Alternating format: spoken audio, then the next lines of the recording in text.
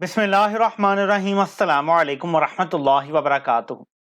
पाकिस्तान के तमाम मुस्तकबिल के फैसले जिसमें इलेक्शन कब होने हैं, होने भी हैं या नहीं, क्या इस मुल्क में मार्शल लॉ लगना है, क्या तहरीक इंसाफ ने इलेक्शन में हिस्सा लेना है, अगर लेना है तो क्या बल्ले का निशान उनको लेने दिया जाएगा, इलेक्शन धांधली ज़्यादा होंगे, शफाफ होंगे, किस किस्म के होंगे, सूबों में किसकी हुकूमत होगी, वफाक में किसकी हुकूमत होगी, ये सारे मामलात तय होने जा रहे हैं।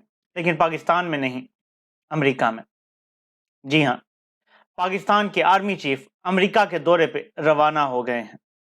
थोड़ा सा आपको एक्सप्लेन करता चलूं कि अमेरिका में इलेक्शन ईयर स्टार्ट हो गया है। बाइडेन का दौरे हुकूमत एक साल से भी कम रह गया है। अमेरिका में 5 नवंबर 2024 को सदारती इंतखाबात होने हैं, यानी जो बाइडेन के पास एक साल से भी कम वक्त रह गया है। जो बाइडेन की अपनी मुश्किलात हैं। ऐसे में पाकिस्तान के हवाले से क्या फैसले होंगे? क्या कहा जाएगा कि जमहूरियत को बहाल करो? क्या ये कहा जाएगा कि जो मारा मारी चल रही है इसको कम करो, ख़त्म करो? क्योंकि एंड में जब तक अमेरिका से ये ऑर्डर नहीं आएगा, पाकिस्तान में जुल्म ख़त्म नहीं होगा। लेकिन यहाँ सवाल पैदा होता है कि अमेरिका क्यों जुल्म ख़त्म करने का कहेगा, जबकि उसके तमाम मफादात का तहफ़्फ़ुज़ किया जा रहा है। फिर वो यूक्रेन की जंग हो या फ़लस्तीनियों की नस्ल कुशी, हर चीज़ में अगर अमेरिका का साथ दिया जा रहा है, और अब तो आलमी जरीदे ये बता रहे हैं कि अमेरिका की पॉलिसियाँ सुन्नी कंट्रोल करते हैं, तो वो क्यों चाहेंगे कि इमरान खान को कोई रिलीफ मिले या तहरीक इंसाफ इलेक्शन लड़ सके? अब हमारी तरफ से एक्सपेक्टेशन क्या होगी? दौरे पे जाने वाले की भी तो कोई एक्सपेक्टेशन होती है ना। एक्सपेक्टेशन ये होगी कि IMF से पाकिस्तान को अभी के डॉलर भी दिलवा दिए जाएं, जो हमने अभी 1 अरब डॉलर वसूल करना है, और फिर मार्च में भी दिलवा दिए जाएं, और जो अगला प्रोग्राम है वो निगोशिएट करवा दिया जाए, अगर बगैर इलेक्शन के, तो बल्ले बल्ले हो जाए। उसके लिए हम क्या दे सकते हैं? उसके लिए हम गारंटी दे सकते हैं कि पाकिस्तान भारत को अपना बड़ा भाई तस्लीम करेगा। उसके लिए हम गारंटी दे सकते हैं कि पाकिस्तान अब्राहम अकॉर्ड का हिस्सा बनेगा। उसके लिए हम गारंटी दे सकते हैं कि जब भी आपको boots on the ground Afghanistan में चाहिए होंगे, वो हम प्रोवाइड करेंगे। आपको अगर कभी ड्रोन हमला करना है अफगानिस्तान में, हमारी एयर स्पेस आपके लिए हाजिर है। पाकिस्तान यही कुछ है। देखें ना, हमारे पास कोई तेल तो है नहीं कि हम यहाँ आए हमारे तेल के कुओं पे कब्जा कर लें। जो पाकिस्तान दे सकता है वही देगा ना। जैसे अरब ममालिक को हम अपनी ज़मीनें देने जा रहे हैं, यानी पाकिस्तान के छोटे छोटे प्लॉट बना के पूरे पाकिस्तान के, वो अरब मुल्कों को हम दे रहे हैं। पूरा पाकिस्तान ही बेचना शुरू कर दिया लिटरली। लेकिन उस पर चलें, फिर किसी वक्त बात होगी।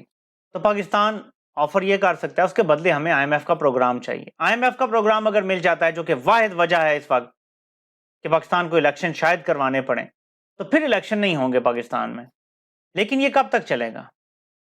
11 महीने रह गए हैं, और ये बात अब यकीन से की जा सकती है कि अगर हालात ऐसे ही चलते रहे, अगर बाइडेन का कोई बहुत बड़ा छक्का ना लग गया, फॉर एग्जाम्पल जो दुनिया मानती है कि 2 स्टेट सोल्यूशन हो जाए, कि फ़लस्तीन को आज़ाद रियासत तस्लीम कर लिया जाए, तो फिर हो सकता है कि उसको कोई ऐसे ब्राउनी पॉइंट्स मिल जाएं और वो इलेक्शन जीत जाए। वरना बाइडेन को इसके अलावा कोई मोजज़ा ही जिता सकता है। तो फिर अगर रिपब्लिकन्स आ जाएंगे, रिपब्लिकन्स के इमरान खान के साथ ताल्लुकात ठीक हैं, रिपब्लिकन्स पीपल्स पार्टी और नून लीग को इस तरह अपना दोस्त भी नहीं कहते जिस तरह डेमोक्रेट्स कहते हैं।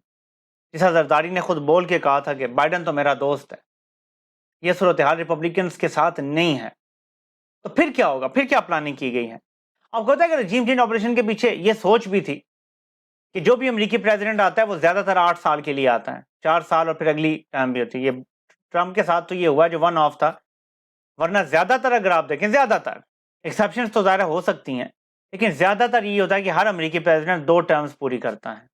सोच यही थी कि 8 साल का लंबा मंसूबा है। लेकिन अब जो बाइडेन की अपनी हालत पतली है, मेरे ख्याल में पाकिस्तान में भी पॉलिसी चेंज हो सकती है, और ऐन मुमकिन है कि चेंज हो, क्योंकि ये डायरेक्टली लिंक्ड है अमेरिका से।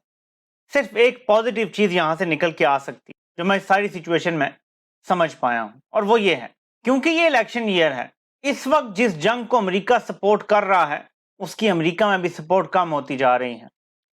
लोग देख रहे हैं कि किस तरह से 6000 से ज्यादा बच्चों को मार दिया गया है।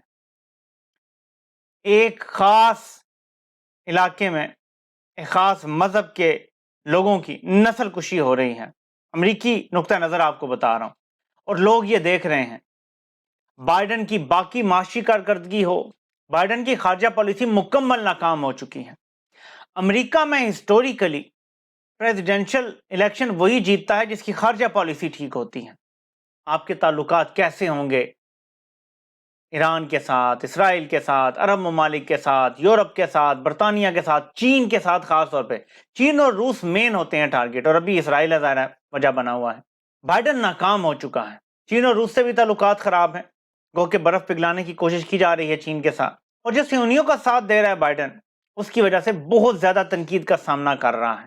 یہ اتنی لمبی بات میں نے اس لیے کیا ہے کہ بائیڈن تگڑا ہوگا تو پاکستان میں وہ ظلم کو سپورٹ کر سکے گا، مارشل لا کو سپورٹ کر سکے گا، اس کو اپنی خارجہ پالیسی میں براؤنی پوائنٹس کی ضرورت ہے۔ یعنی اگر پاکستان میں جمہوریت بحال ہوتی ہے، اس کے بھی براؤنی پوائنٹس بائیڈن کو ملیں گے۔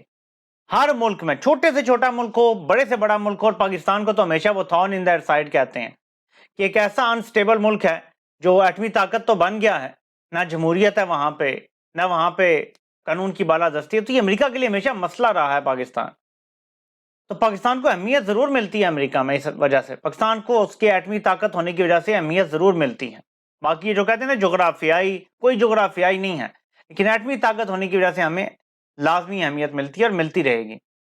یعنی یہ جو دورہ ہو رہا ہے، اس سے واپسی پہ سختی بڑھتی ہے، کم ہوتی ہے، الیکشن کی طرف معاملات جاتے ہیں، یعنی، اور مجھے بظاہر ایسا لگتا ہے کہ الیکشن کا شیڈیول بھی یہ جو امریکہ کا دورہ ہو رہا ہے اس کے بعد آئے گا، اگر آنا ہوا تو اس سے پہلے نہیں آئے گا، یا اگر وہاں کوئی فیصلہ ہو جاتا ہے تو پھر بتا دیا جائے گا کہ الیکشن شیڈیول جاری کر دو۔ ہر چیز امریکہ کے دورے سے کنیکٹڈ ہے، لنکڈ ہے، اس میں کوئی شک نہیں ہے کہ پاکستان کو 76 سال سے امریکہ پاکستان میں اپنے پراکسس کے ذریعے گورن کر رہا ہے۔ عمران خان نے کوشش کی ایبسولوٹلی ناٹ بول کے، لیکن اس کو رستے سے ہٹا دیا گیا اور دوبارہ آنے سے روکا جا رہا ہے۔ پلاننگ بڑی زبردست تھی، بائیڈن کا دور اپنی شروعات میں تھا، صرف اس کو سال ڈیڑھ ہوا تھا۔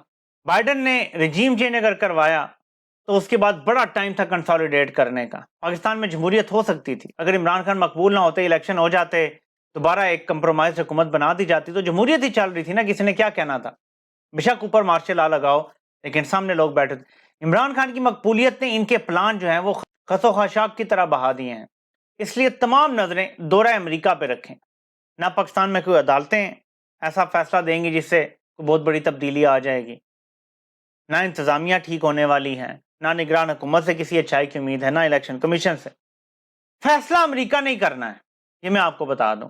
اگر امریکہ جمہوریت بحالی کا فیصلہ کرتا ہے تو اس کی ایک وجہ ہوگی، اور وہ عوام کا 2 سال سے ڈٹ کے کھڑے رہنا ہے۔ کب تک امریکہ 25 کروڑ لوگوں کو اپنا مخالف بنا کے رکھ سکتا ہے؟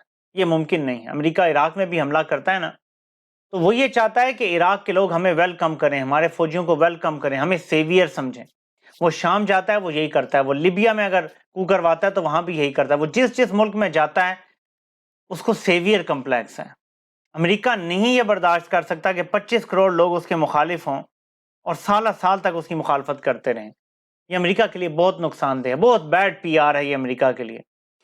تو اگر تو کوئی پازیٹیو فیصلہ ہوتا ہے تو اس کی وجہ صرف عوام کا ڈٹ جانا ہوگی، اور اس کے بعد اگر آپ کو الیکشن ملتے ہیں تو آپ نے پتھروں پہ چل کے آنا ہو، کانٹوں پہ چل کے آنا ہو، برف باری کے بیچ میں سے گزر کے آنا ہو، بارش میں آنا ہو، کپ کپاتی سردی میں آنا ہو، آپ کو ووٹ ڈالنے آنا پڑے گا۔